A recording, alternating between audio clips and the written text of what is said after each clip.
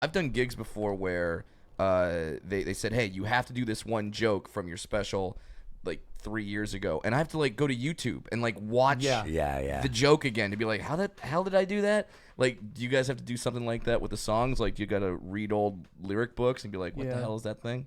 Yeah, we had to reprint a lot of lyrics and then just go to YouTube, like you were saying, and just see some performances, how we actually did it, because it's kind of, it's difficult. Yeah, it's completely out of sight, out of mind, and you're not aware. And some people that don't, write jokes or write songs, they're just like, how do you forget a joke? It's like, because I've written a lot of them. 10,000 jokes. Yeah, well, I got so many hits, it's tough to remember. I mean, I remember years ago we were rehearsing in L.A. here, and it was right before the first Big Kiss reunion. And I remember Ace Frehley was out in the hallway with a guy kind of showing him how to play the songs. And I thought to myself, how could that ever happen? Yeah. And sure. but my goodness, you do forget. Yeah.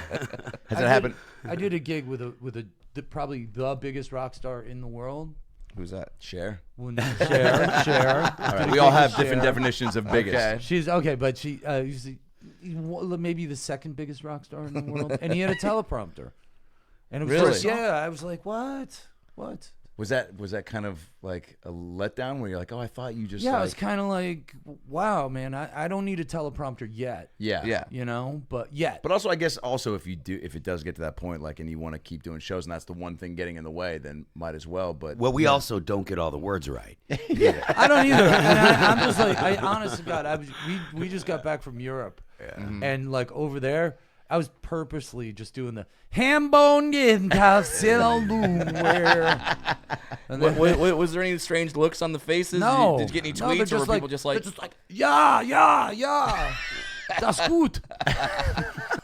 Well, and you guys are you guys actually just got when I Googled you guys when I Googled the Goo Goo, which don't rent that tape. And I was looking up stuff that was recent. Like you just made the news for something you said about Beyonce and the TRL photo shoot. Oh yeah. Yeah, because it was the TRL class of '99 photo shoot. Yeah. Oh, the old class of '99. She came walking down the stairs. Yeah. With the other two nameless people, whoever the hell they were. Shout out to Destiny's Child. I was like, and that's how the Goo Goo Dolls got their name, because that was the sound you made when you saw Beyonce. Hi, Goo Goo. She was ridiculous. Yeah. It was ridiculous. It is strange how there are some people that are just like when people say like, oh, she's a 10. You're like. Yeah. Like, no, because I've seen a 10 and I couldn't talk. Yeah. Like, you just can't. Right. You can't. Basic bodily functions don't work on you. She had an aura, and then she knew who I was, and I was just like a double. Oh, my God. So she just comes up and goes, oh, I like that song you do. Yeah. No, she said, hi, Goo Goo Doll. Singular. And I was like, yeah. I was like. Beyonce recognition has got to be the best recognition, right? Yeah, that's a good one. Well, it also sounds like a Harrison Ford movie. Yeah, Beyonce recognition. Yeah, sure. Like the butterfly effect. It is amazing to look back at that photo and see, like, that photo is 19 years ago. Yeah. And how many people are still popular? I don't know. Because you have you guys, you have NSYNC, which is like maybe like 3 out of the 5 guys, 4 out of the 5, yeah. which is pretty good. You have Jennifer Lopez, who arguably might be more popular now than she was back then. Right. And who else you got? Christina Aguilera, Britney Spears, Lenny Kravitz. Diddy. Yeah. Fred Durst. Not all, not everyone's still around. I was about to say, I think Durst was the only one, that didn't stick around. Do you know what's crazy though? Yeah. I just learned this. Fred Durst directs movies. What? Movies? He directs movies. Yeah, I had the same reaction. He's directing a movie called Moose with John Travolta in it. What? That's Go so figure. weird. Right. I'm like, what kind of weird Scientology is going on here? There's something really bizarre happening. Wow. I mean, yeah. I'm, whatever. And God Yeah, I'll bless him. probably go see it. yeah, if it's got John Travolta and a moose. Yeah. As a moose. Finally. As a moose. That is crazy to look back. Like when you guys were going on TRL, that was like when it was in New York and the big crowds would form outside. Like I'm 34, and for people my age, like TRL was everything. You would run home, watch the countdown, get so upset when the Backstreet Boys were beating Korn. And I'm like, no, Korn is a real band, man. Yeah. Write their own songs, play their own instruments, not this Backstreet crap. And now if you ask me what band do I have more of on my iPod, it's definitely Backstreet Boys. Backstreet Boys, really? Yeah. Compared to Korn. Well, some stuff ages better. I don't know any. I don't know any Korn songs. Oh, you know what? Thank you very much. I don't think you've lived.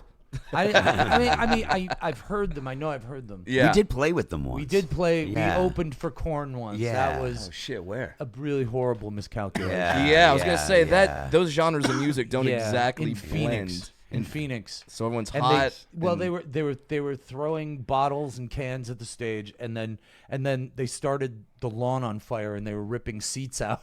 Oh my God! So we were like, "Thank you, good night." Korn's done next. No. Can you imagine if those were your fans? Like, do you ever just have a moment where you're like, man, thank God our fans are like cool and like into tunes and aren't like trying to, like when I say guys the Chateau. What's it called? The winery. Was it? They were all drunk. Was it the one but where like everybody drunk and fun? They were drunk and fun, like, but they were carrying people out to the ambulance. I did see that. Yeah, there was some people passing out well, from all the free booze. Yeah, if you're getting alcohol poisoning from Pinot Grigio, you probably shouldn't be going outside. You know? True. It's a long day.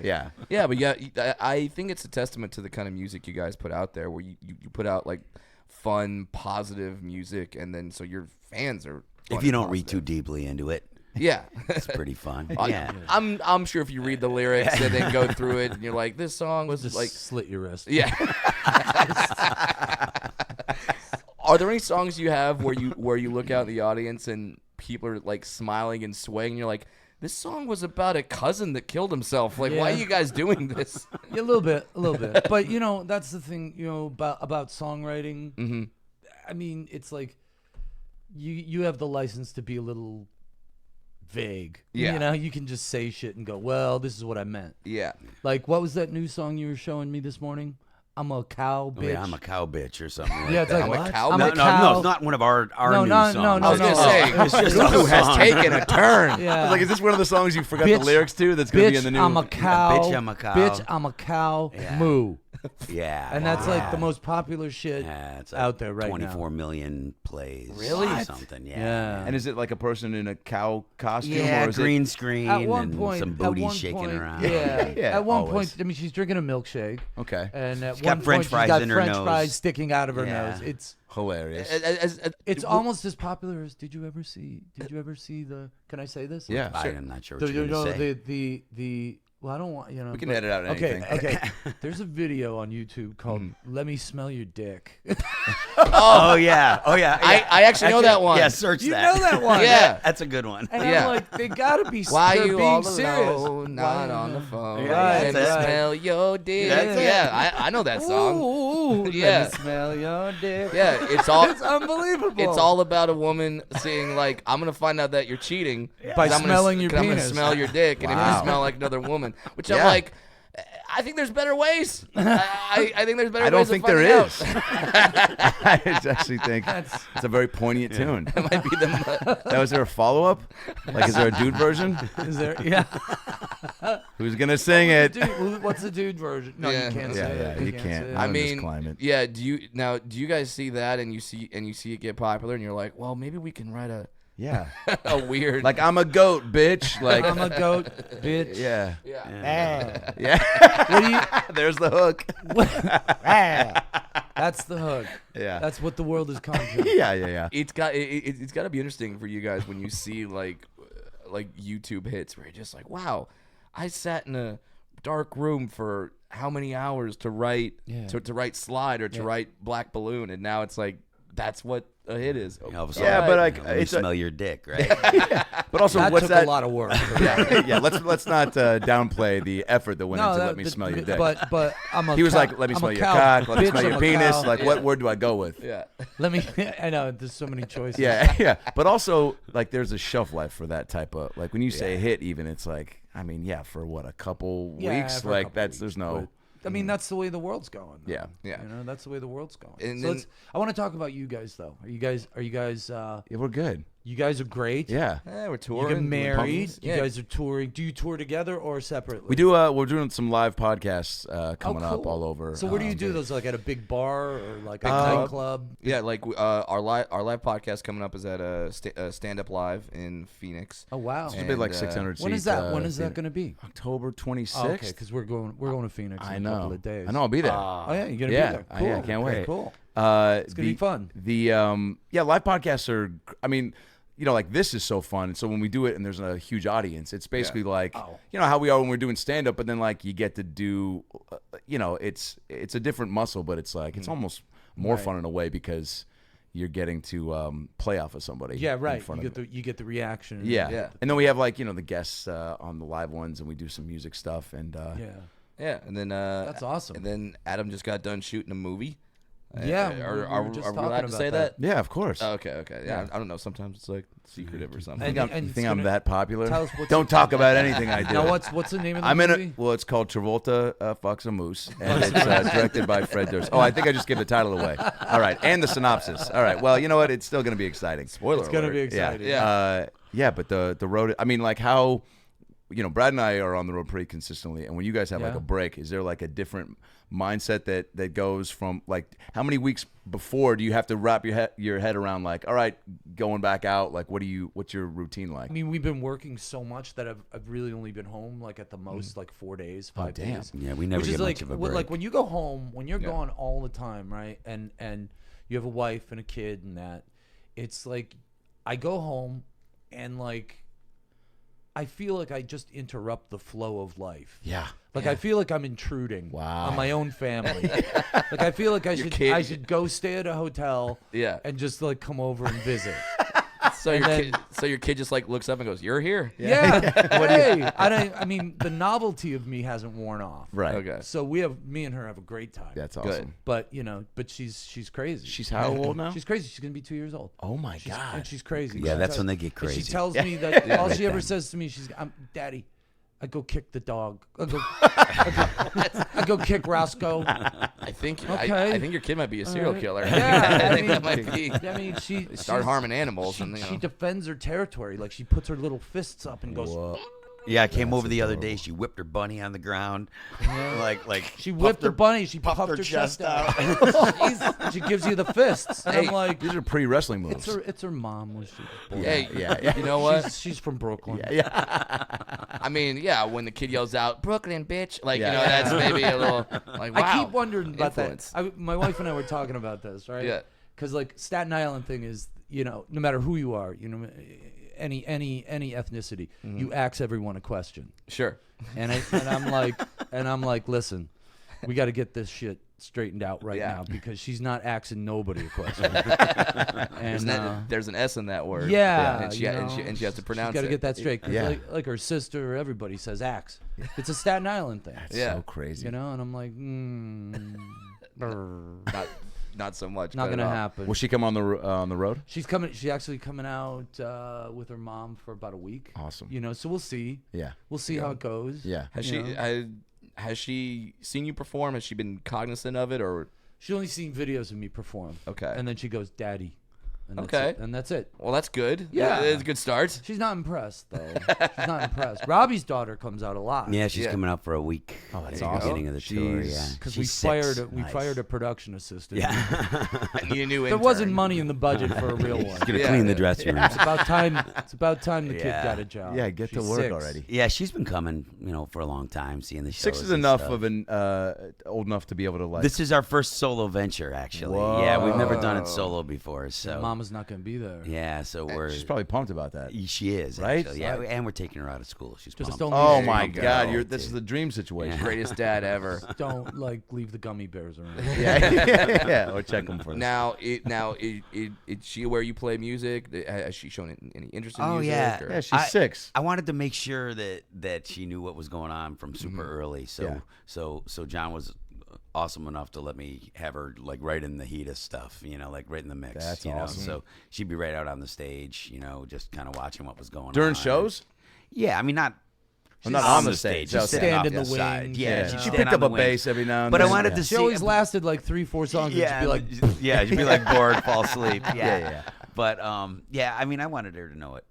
I did when I was out here. And she wants nothing to do with it. No, she's she likes to play. Now there's I know Eddie Murphy started like doing the Shrek movies because he had the kids and he wanted his kids to be able to watch the movies that he's in.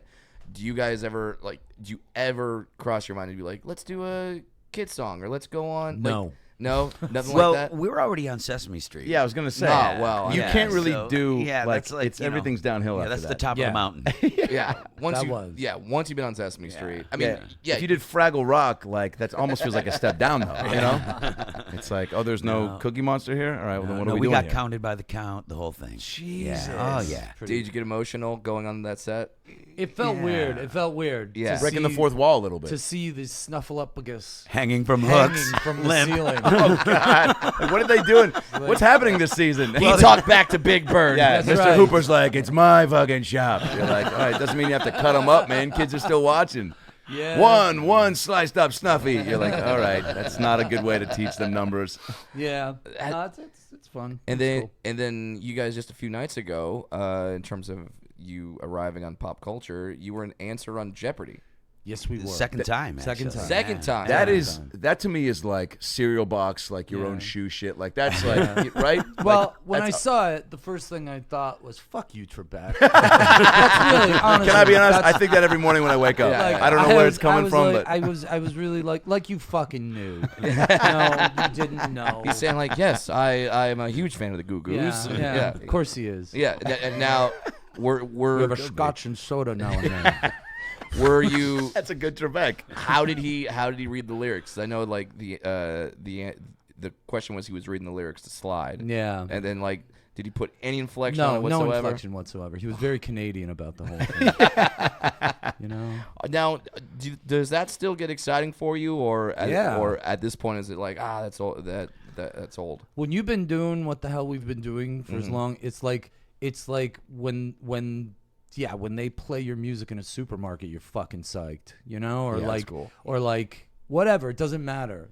Just the fact that anybody's even paying attention, is amazing. Now, if you are in a supermarket and they start playing your music, do you try to duck out of that supermarket so you're not like the guy that's like rocking his own band's t-shirt? I act like it's not happening. Okay, I just act like it's not happening. I plead ignorance. Yeah, I met some friends at the Improv for dinner one time, and my friends picked out the table, and they picked out the table to where I was sitting underneath my photo. So I just looked like an asshole that was like, somebody recognize me, please. Yeah, what a dick to be sitting below your own photo. Like that's oh shit. Oh no, we're doing that right now. So you guys are on the road all the time, and I'm fascinated by your lives. Yeah. I am. I really am. Really?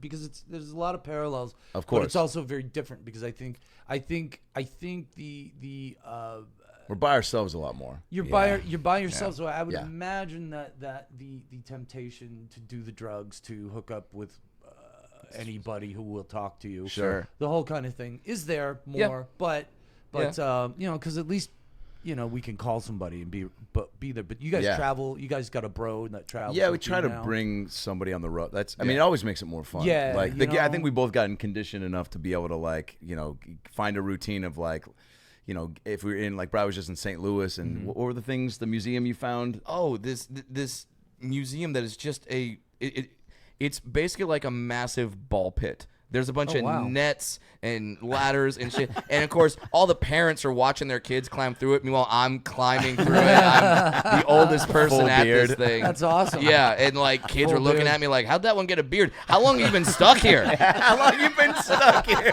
I can't find my way out. Yeah, there was a 10-story slide. Wow. 10 stories. 10-story slide. There's only so long you can woo.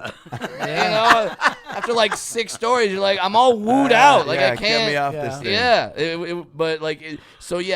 You just find things in every town where whether it be food or an activity or something that kind of keep you busy. It also contributes, I feel like, and you can probably attest to this, for the show that night. When you feel like you've immersed yourself in a city, and then you can have a new bit about it or something to talk about it definitely connects you with the audience a little. So if you get quicker. to explore a town a little bit before you play, then you feel this sort of totally. a bit more connected for to sure. And then you the people in the audience, and then the people in the audience are so psyched. Yeah. And I'm sure you guys have experienced this where if you say, like, if you go to Philadelphia and, like, you go, like, hey, like, I went to Pat's, Robbie went to Gino's, like, they know our cheesesteak places. Like, they go nuts. Just this added connection that you then have with your audience. Yeah. But not having a buddy is, I think we still, then it just becomes more of, like, the show and then getting work done and for me, like, catching up on sleep. But, But I definitely envy you guys having like the built-in buddy. But like, how many nights a week? Like when you go to a club, how many? Like, is it like you just do one set and you're out? No. We're like, I'm gonna leave tomorrow. Go to Memphis for Thursday, Friday, Saturday. Do shows, nice. And then Sunday drive over to Little Rock and do a show in Little Rock that night, and then come home Monday and go back out Thursday the next week. Wow. So it's like 3-4 days on, 3-4 days off. And I leave. That's not bad. I mean, and I leave for Buffalo tonight. And there you go. Where are you playing in Buffalo? The Helium Comedy Club. Really? It's the one club there, right, Brad? Yep. Yeah. They don't have anything else. Yeah, there's not much else. Yeah, and then you guys just sold out, or you just added a third show there. Yeah. That's got to be that's fucking insane. Cool. Like, you go crazy home and it's mostly relatives. Monday night relative show, and then Friday, Saturday, let's make some money. This tour is for the 20th anniversary of the Dizzy record, and the last time we played this same venue 3 nights in a row was the last set of shows of that tour. No the Dizzy tour. way. Yeah, so it's kind of cool that we can still do it. Extra special. 20 years later. Yeah, I don't think so. We also got stuck there because there was a snowstorm in Buffalo. Yeah, go figure. Does that happen there, dude? I've had this is my first winter back. East. Okay. And it was fucked up, man. It was really fucked up. Wow, that's how you know you've been out of Buffalo too long. I went and got a snowblower, and of course I had to get I'm a guy that likes to be fully accessorized. So I got the badass. Oh yeah, dude. Drives itself. You got like the Tim Allen of snowblowers. I put it in reverse and pinned myself up against the garage. Does it have a pod? Does it have a pod that you're in? Or no. I didn't go that far. Yeah, I didn't go, but I got the heated handles. I got you. I got heated handles. Yeah. Oh my god! It's a track drive, but I literally gotta get myself put it in Goo Goo reverse money. and I hit the button and it pinned me up against the garage and I'm going, Well, so now when you have a song on the next record called Snowblower, we'll know what that's about. Now how hard does it? You pinned me in life. But it's fun using it. It's fun using it. And, yeah. How hard does it blow? How hard does it? I guess I walked into That's that. what he said. I mean, it's pretty far. Yeah. I gotta say. You pay for what you it's get. heavy, man. Yeah. It's heavy. And there's that much snow that needs to be. Oh fuck yeah! It's crazy. It's crazy. So like, have you ever been like legitimately trapped? No, that's Buffalo snow. Yeah. Oh, I have been. That's Oh yeah, Buffalo. absolutely. We had to hang jump out the second floor window, and then, this is the truth. There was a snowdrift up against the side of our house where we were living. Okay, and we pushing on the door and couldn't get out, so we had to hang jump out of the second floor window. And I swear to God, you got to swim, and you're swimming through the snow. You got to keep your arms moving until you get out of the snowdrift. Oh my God! As a 4-foot man, that absolutely terrifies me. I would not survive. How'd Brad die? Snowdrift, Buffalo, 3.5 feet off the ground. We lost him. Johnny would have saved him, but he was pinned against the garage. He's trying to snowblow him out. Now, when you guys are doing, like you said, it's the 20th anniversary of the Dizzy Up the Girl. Yeah, which, by the way, Thank you very much. Unbelievable. Still great. And very awesome. So for the shows, you're playing the album from start to finish, Start right? to finish in the order chronological. Oh, yeah. sick. And this is something that I've noticed that some bands are doing where like I saw Offspring play the whole Ixnay on the Hombre album. I saw U2 had the Joshua Tree tour. Mm-hmm. It's like this trend now where like bands are playing albums from start to finish, and I really like it because I feel like especially now people are just obsessed with singles and not albums. And like when you have that album, did you pick the order of the songs for a reason? Like, did it have a flow? Did it have a logical step? Yeah. I mean, it had a flow and a logical step. This is the kind of thing now where the world is so singles oriented, like you were saying. Yeah. Like that I listened back to that album, and all those songs were written in you know, a piece of time. Yeah. So it was like from October to, you know, January, I wrote those songs. And you start to see the threads that run through all of them. You know what I mean? Okay. And it's not that it becomes a concept of any sort of thing, but it definitely is a mood. Yeah, you know? And that doesn't exist now. Yeah, I'm sure it like you say, it's a snapshot of a moment of your life, and I'm sure when you're playing those songs, you go, oh yeah, that's why I wrote this song, or that's what I was going through at that time. Yeah, I was playing one of the songs off the album, and it triggered a memory that Robbie still owes me $20. Oh, see that? When we were making that album. Is because Robbie the lyric is Robbie owes me money. I was playing, he was singing, and I went, that fucker still owes me money. Well, and that's why we're here. Robbie, do you have something that you like? This is an intervention. We'll talk about it in the hallway. We'll talk about it later. I did want to ask that because that's like super interesting to me that, like, you know, when you're and probably just the nostalgia of the tour and everything that comes with the 20-year anniversary, like how many flashback moments do you have during a certain song, like to the moment that you wrote it, or that a conversation about a certain lyric? Like, do those things exist? Yeah. I mean, it's pretty crazy, man, because it's kind of like, it's almost like PTSD. Yeah. It's like, you know, you hear it and then all of a sudden, it's 1998. Yeah. Like, that's so fucking cool though, right? It's kind of, most of it's really cool. Yeah. But, you know, and it's a good PTSD. Really good. It was a fun time. It was a weird heady time, because it was the first time we really had any money to make a record. And that was when we first came out here, and we had a little bit of cash. We first moved out to LA, and we were single. And yeah, I was getting divorced, so whatever.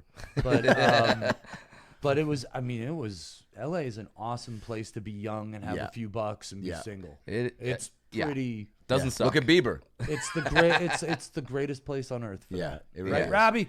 Well, we weren't living like large. Like, we were living in the Park La Brea, you know? Like, we weren't living large, but like, no, man, but like there were palm trees and stuff. Yeah, man. You know, but we got, like, I got thrown out of North. Remember that? Remember the club over there? Oh, it's yeah. Hyde now. Oh, yeah. Yeah, I remember. I was actually able to get into that place through the velvet rope. That's amazing. Awesome. And then they threw me out. I mean, that kind of completes the story. Yeah. Oh yeah. Finally got in. Yeah. I finally got in, and then I got Yeah, out. we wore out our welcome at most of those places. So we had to start hanging out at places like the Powerhouse, because no one gave a shit.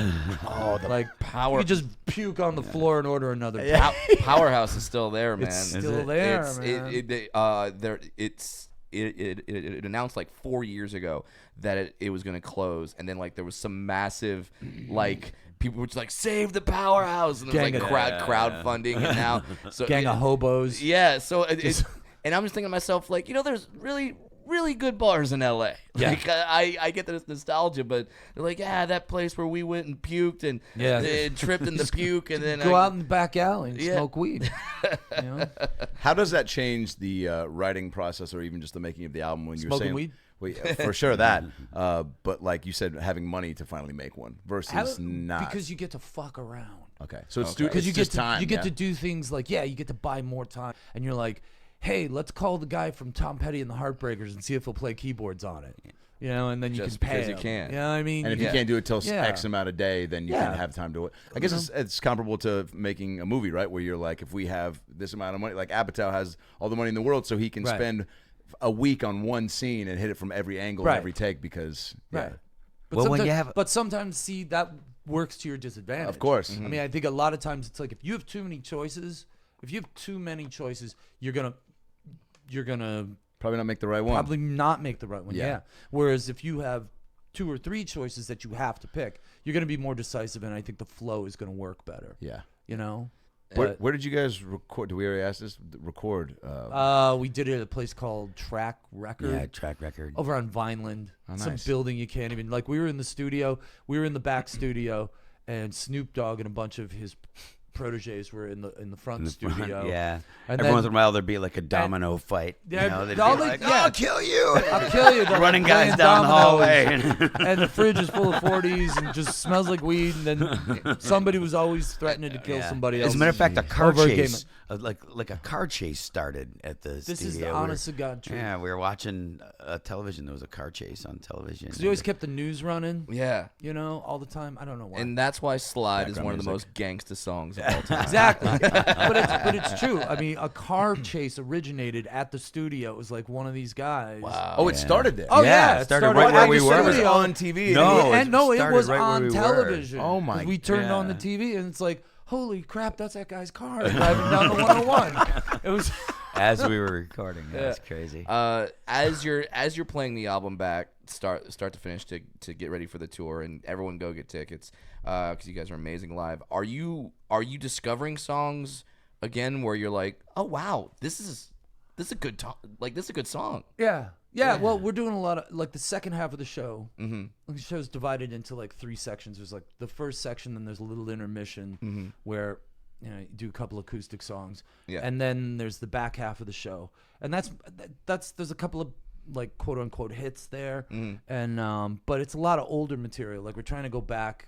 I think we went back as far as like the Hold Me Up record, which is the third album. Yeah. So we're doing like the third, fourth, fifth, sixth, seventh album.